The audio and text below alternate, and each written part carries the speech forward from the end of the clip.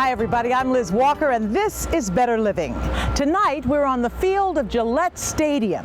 Whether it's football, soccer, or a rock concert, this place is an epicenter of power. And that's what our show is all about tonight, power. And I'm not talking about the physical ability displayed on this field. We begin with a visit with Patriot owner Bob Kraft, arguably one of the most powerful men in the country, who is now making an enormous impact in healthcare. This new initiative, called the Kraft Center for Community Health, will put more doctors and nurses in places where they are desperately needed. Two areas where people get connected and they have a sense of community are in sports and music. You know, you see large crowds coming together and celebrating together, which is pretty cool, but it doesn't happen in most other ways. And I think that community health centers are right down in the trenches, working with people in ways that even traditional medical relationships don't happen. There's a sense of connection and caring. The patients that I see here are very varied, and almost on a day-to-day basis, it's different. Chelsea has a large Hispanic and Latino cohort of population that's been growing significantly over the past few years. So I can tell you my patient panel is about 90% Latin American and Latino. Having been born and raised in Puerto Rico, I think part of the reason that I've been attracted and wanted to work with this population, I feel it's because I feel like a part of this community in many ways. What the Kraft Center is about is an approach to increasing access to primary care for underserved, vulnerable populations.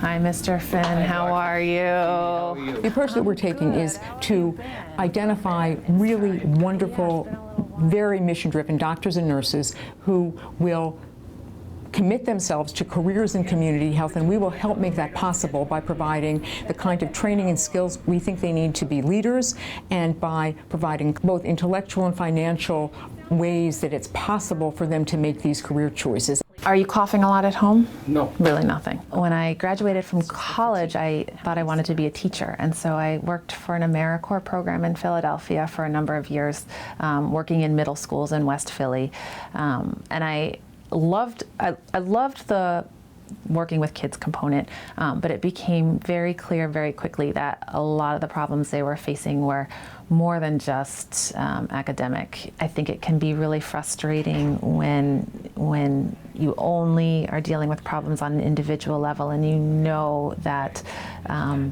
that's slapping on Band-Aids and not addressing the upstream causes of health and illness.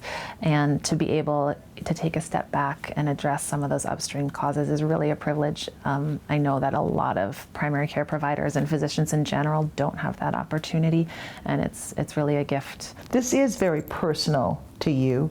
Why do you think community health centers are so important to our? You know, going through the situation I went through with my sweetheart and seeing the kind of top care she got when she was sick with cancer, saying how lucky we are to live in this region and have this kind of health care. But then how do people who live more modest lives, how are they being treated? Providing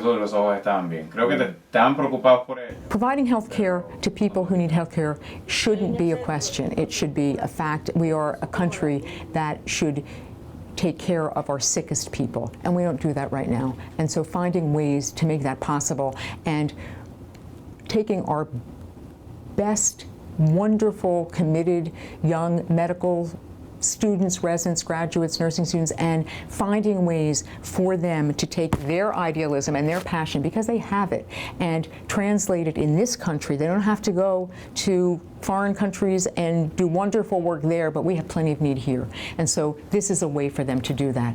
I think we have like 40 young people in the program now, and I've gone to a few events, and I just chat with them and see the enthusiasm in their eyes and the gleam they have, and they feel so good doing this kind of what they consider, it's public service to me, but they're fulfilling their professional dreams and touching so many people in so many positive ways.